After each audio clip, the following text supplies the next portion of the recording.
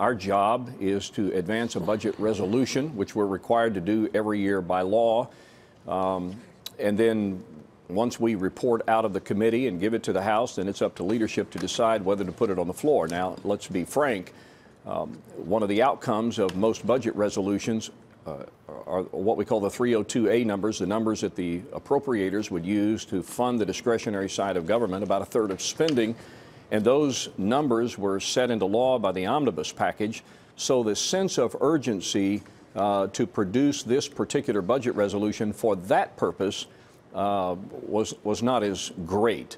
But nonetheless, we've done our job, and it's a reflection of what we believe is the stark reality of the fiscal condition of our country right now. Unsustainable deficits year over year, and $21 trillion in debt that is going to continue to grow over time, and we just felt like that it was time to sound the alarm and do something about it, and this particular budget resolution does it.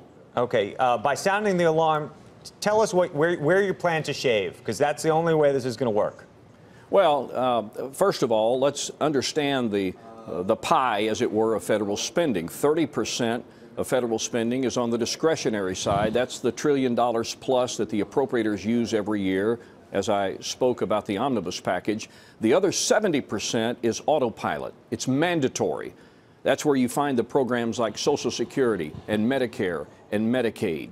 We've already been told that the Hospital Insurance Trust Fund on Medicare is going to be insolvent by 2026. That is 8 years away. So automatic cuts are going to happen in those programs. So what we're trying to do is reform these programs for long-term sustainability. But how are you doing that? Well, you do it through a number of ways.